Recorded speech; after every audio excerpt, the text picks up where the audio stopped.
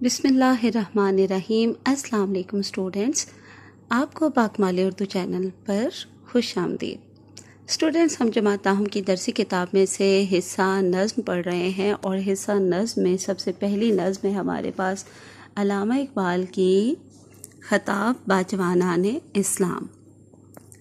یہ ایک غیر مرتب اور پابند نظم ہے، اور یہ غزل کی حیت میں لکھی گئی ہے، اور اس نظم میں علامہ اقبال جو ہے وہ مسلم جوانوں سے خطاب کر رہے ہیں، ٹھیک ہے، انہیں مخاطب کر کے ان کا شاندار ماضی انہیں یاد دلا رہے ہیں، اور ان کو جگانے کی کوشش کر رہے ہیں کہ وہ بھی اپنے اسلاف کی طرح قوت ایمانی اور جذبہ جہاد سے سرشار ہو جائیں، اور اپنی آزادی کو اپنی عزت نفس اور خودی کے ساتھ برقرار رکھنے کی ہر ممکن کوشش کریں۔ علامہ اقبال کی تعریف تو ہم کر نہیں سکتے، لیکن ان کے بارے میں نے تعارفی چند نکات لکھے ہیں۔ علامہ اقبال ہمارے قومی شاعر ہیں، اور شاعر مشرق کے لقب سے بھی مشہور ہیں۔ علامہ اقبال حکیم الامت ہیں، کیونکہ ان کی شاعری نے امت پر روحانی اثرات بھی مرتب کیے ہیں۔ علامہ اقبال ایک مصنف بھی ہیں، اعلیٰ پائی کی انہوں نے کتابیں لکھی، ان کی تصانیف جو ہیں وہ تقریباً بہت ساری زبانوں میں ان کے تراجم کے ساتھ آ چکی ہیں، اور اس کے علاوہ یہ علامہ اقبال ایک عظیم رہنما تھے، عظیم فلسفی تھے، عظیم مفکر تھے، سر کا خطاب بھی ملا تھا انہیں، اور ایک عظیم سیاستدان تھے، بہت ہی زیرک سیاستدان تھے، جنہوں نے اپنا نہیں بلکہ عوام کا، لوگوں کا مفاد عزیز تھا۔ اور علامہ اقبال ایک وکیل بھی تھے، اور علامہ اقبال ہی ہیں جو تصور پاکستان کے خالق بھی ہیں، اور علامہ اقبال نے تصور و جذبہ خودی بھی مسلمانوں کو دیا ہے۔ اور علامہ اقبال ایک شاعر اطفال بھی ہیں، یعنی انہوں نے بچوں کے لیے بھی بہت اچھی جو ہے وہ نظمیں لکھی ہیں اور شاعری کی ہے۔ اب یہ دیکھیے کہ یہ ان کی نظم ہے، اور مشکل الفاظ کے معنی میں نے یہاں کافی حد تک جو ہے وہ لکھ دیے ہیں۔ آپ لوگوں نے سب سے پہلے یہ کرنا ہے بیٹا کہ آپ نے نظم کی تشریح یاد کرنے سے پہلے تمام اشعار کے مشکل الفاظ کے معنی جو ہیں وہ ضرور یاد کر لینے ہیں، اور اس کے بعد جب آپ ایک ایک شعر کی تشریح یاد کر رہے ہوں گے تو پھر آپ نے جس شعر کی تشریح یاد کرنی ہے اس کے مشکل الفاظ کے معنی کو دوبارہ اچھی طرح سے یاد کرنا ہے، ریوائز کرنا ہے، دہرائی کرنی ہے، اس کے بعد آپ نے تشریح پڑھنی ہے۔ تو چلیے، ہم نے پہلے شعر سے لے کے 5ویں شعر تک کی تشریحات جو ہے وہ کل کر لی تھی۔ آج ہم شعر نمبر 6 سے شروع کرتے ہیں۔ شعر نمبر 6 ہے ہمارے پاس: اگر چاہوں تو نقشہ کھینچ کر الفاظ میں رکھ دوں، مگر تیرے تخیل سے فزوں تر ہے وہ نظارہ۔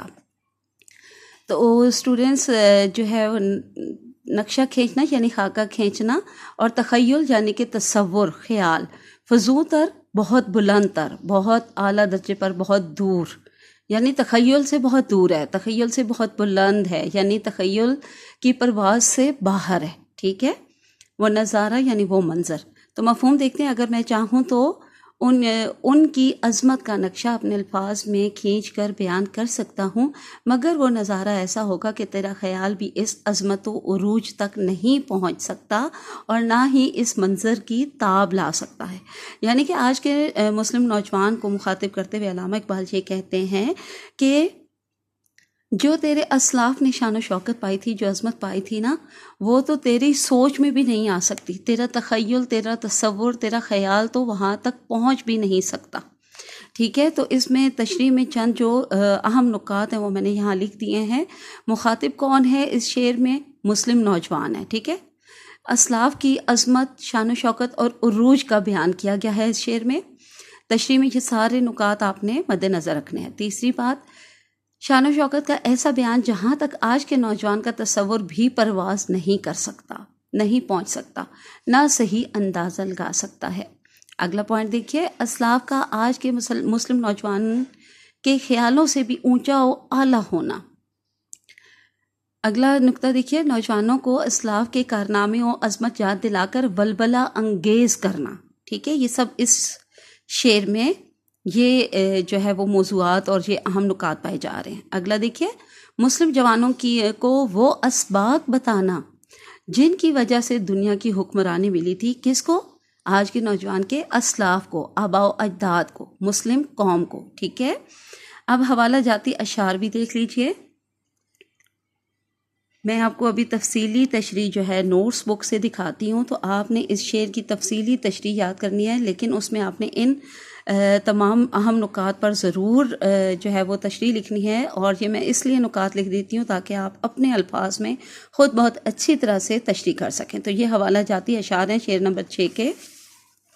اب تفصیلی تشریح دیکھ لیجئے۔ جی، شعر نمبر 6 کی مکمل تشریح یہاں پہ آپ کے لیے موجود ہے، تو یہ بہت اچھی طرح سے آپ نے یاد کرنی ہے، اور اس میں مزید اضافہ ان نکات کی بنیاد پر آپ نے تشریح اور کرنی ہے وضاحت کے ساتھ، جو میں نے آپ کو ابھی نوٹس میں دکھائے۔ جی، اب شعر نمبر 7 کو دیکھ لیتے ہیں۔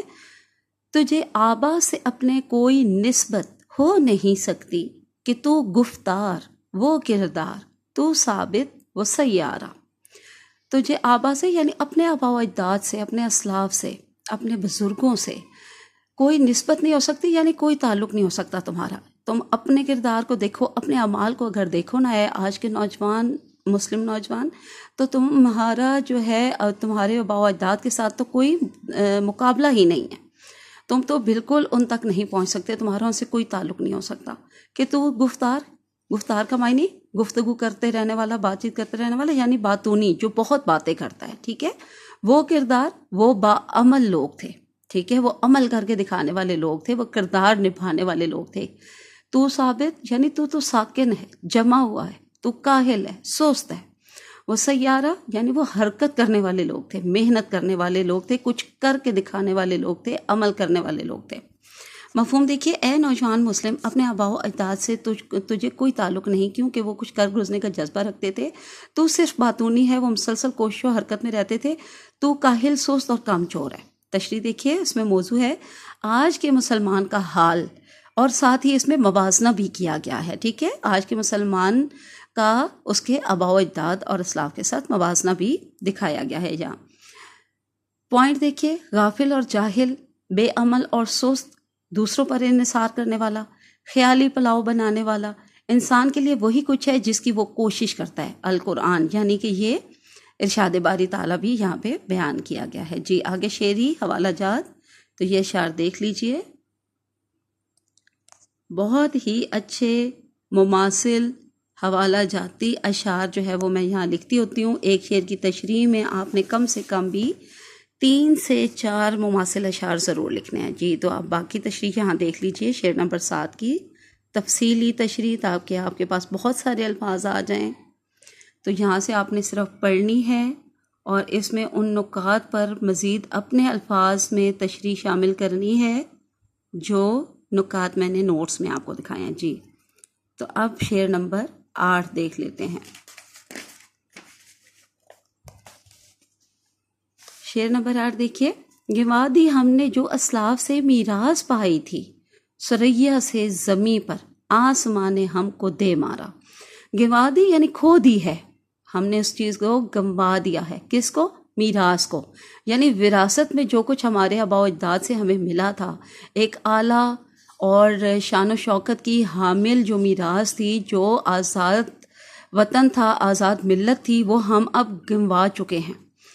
ثریا سے یعنی کہ ثریا ستاروں کا، چھوٹے چھوٹے ستاروں کا ایک جھرمٹ ہوتا ہے، اسے کہا جاتا ہے، یعنی کہ بلند ستارے سے ہمیں زمین پر پھینک دیا گیا۔ کس نے؟ آسمان نے۔ آسمان پر جو بلند ستارے موجود ہیں، جو ستاروں کے جھرمٹ موجود ہیں، وہاں پر ہمارے اسلاف پہنچ چکے تھے، وہاں تک انہوں نے بلندی، عروج اور شان و شوکت حاصل کر لی تھی۔ لیکن آج جو کچھ ہم ہیں، تو ہمارے اعمال کو سامنے رکھتے ہوئے، ہماری سستی کاہلی کو سامنے رکھتے ہوئے، آسمان کی بلندیوں نے ہمیں زمین پر دے مارا، زمین پر پھینک دیا۔ مفہوم ہے؟ اے نوجوان مسلم، تجھے جو کچھ وراثت میں ملا تھا، تو نے اسے گنوا دیا، یعنی کھو دیا ہے، جس کا نتیجہ یہ نکلا ہے کہ آسمان نے تجھے رفعت و عظمت سے پستی میں پھینک دیا ہے۔ تشریح دیکھیے، میں کتاب اللہ اور اپنی سنت تمہارے درمیان چھوڑے جا رہا ہوں، ان کو مضبوطی سے تھامے رکھنا۔ تو آپ نے، میں تفصیلی تشریح دکھاؤں گی تو اس میں یہ حوالہ بھی دینا ہے فرمانے نبوی کا، ہم نے اپنے اسلاف کی طرف سے ملی ہوئی شانوں عظمت کی قدر نہیں کی، جس کی وجہ سے انتہائی بلندیوں یعنی ستاروں کے جھرمٹ سے آسمان نے ہمیں زمین پر پٹخ دیا۔ حوالہ جاتی اشعار دیکھ لیجئے، شعری حوالہ جات کی ہیڈنگ کے ساتھ آپ اینڈ پہ جتنے آپ کو یاد ہوں اس طرح بھی لکھ سکتے ہیں، یا حوالہ جاتی اشعار کے ہیڈنگ کے ساتھ بھی، یعنی جس طرح لکھنا چاہیں، یا پھر مماثل اشعار کے ساتھ۔ تو یہ دیکھیے یہ 3 مماثل اشعار ہیں۔ آپ تفصیلی تشریح دیکھ لیجئے شعر نمبر 8 کی، اور اس میں دیکھیے بہت اچھے نوٹس ہیں اور ساتھ ہی معنی بھی دیے گئے ہیں مشکل الفاظ کے۔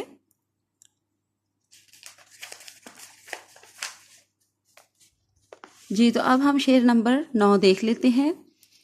حکومت کا تو کیا رونا کہ وہ ایک عارضی شے تھی، نہیں دنیا کے آئینے مسلم سے کوئی چارہ۔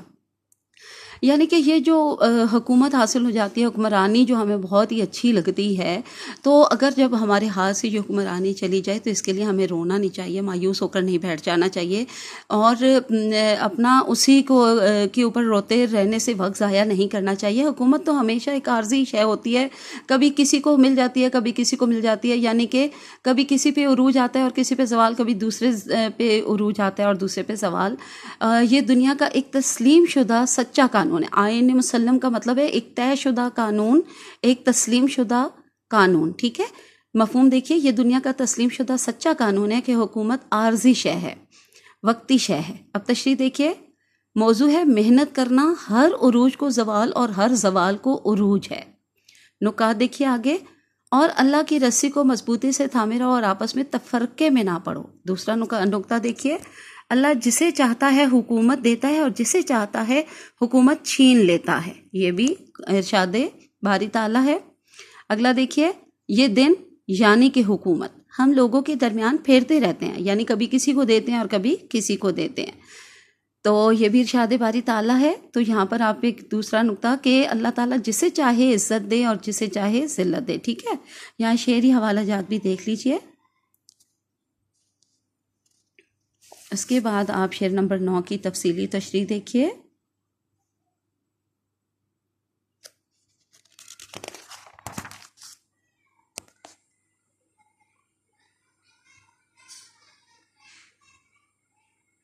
جی یہ شعر نمبر 9 کی تشریح۔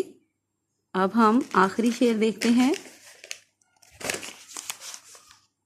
علامہ اقبال کی نظم جماعت داہم میں درسی کتاب میں جو سب سے پہلی نظم ہے، خطاب با جوانان اسلام۔ یہاں پہ آخری شعر ہے ہمارے پاس، شعر نمبر 10۔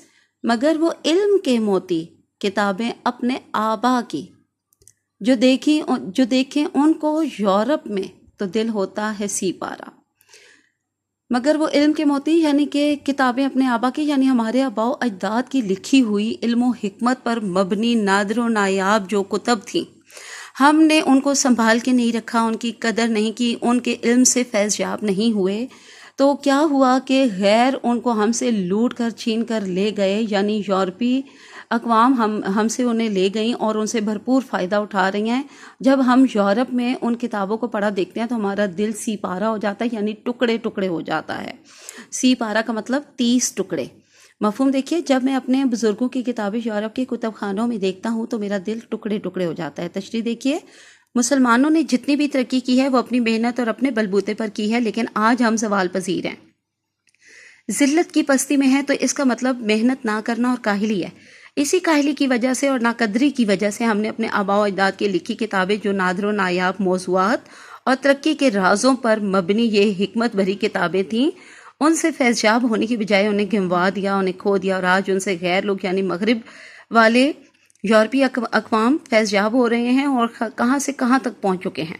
وہ کتابیں ہمارا چراغ تھیں، ہونا تو یہ چاہیے تھا کہ ہم ان سے روشنی حاصل کرتے، ترقی کی راہ و منزل کو پاتے، لیکن آج مغرب ان کی روشنی و علم سے ترقی کر گیا۔ ہم اپنے بڑوں کی عزت و قدر نہ کر کے آج ناکامی اور ذلت میں پڑے ہیں، اور ہمارے ہی علم سے ترقی کر کے آج مغربی قومیں ہماری آقا بنی بیٹھی ہیں۔ اب اس کے حوالہ جاتی اشعار دیکھ لیجئے۔ 3 حوالہ جاتی اشعار ہیں۔ میرا رونا نہیں رونا ہے، رونا ہے یہ سارے گلستاں کا، وہ گل ہوں میں خزاں پر، خزاں ہر گل کی ہوتی ہے خزاں میری۔ یعنی کہ جس گل پر بھی، جس پھول پر بھی خزاں آئے تو مجھے لگتا ہے جیسے میرے اوپر خزاں آ گئی ہے۔ یہ دیکھیے آگے دو اور جوابی مماثل اشعار، اور اس کے بعد ایک حدیث نبوی ہے، علم مومن کی گمشدہ میراث ہے، جہاں سے ملے اسے لے لو۔ پھر آگے ایک اور میں نے مماثل شعر لکھ دیا، یہ بعد میں جیسے ہی ذہن میں آیا تھا۔ اچھا، اس کے بعد اب آپ اپنے تفصیلی تشریح یہاں دیکھ لیجئے نوٹس میں۔ جی تو اسٹوڈنٹس، آج ہماری یہ نظم جو ہے وہ مکمل ہو گئی ہے، اور اس کی بہت ہی اچھی تشریح آپ نے تیار کرنی ہے۔ اس کے تمام مشقی سوال جو آپ بھی تیار کرنے ہیں، اس کی عبارتی اس کی جو ہے تفہیم اشعار بھی آپ نے تیار کرنے ہیں۔ اس کا مرکزی خیال اور خلاصہ بھی ضرور یاد کریے گا تاکہ آپ کو تشریح میں بہت آسانی ہو جائے، ٹھیک ہے؟ آج کے لیے اتنا کافی ہے، اب اجازت چاہتی ہوں۔ اللہ حافظ، فی امان اللہ۔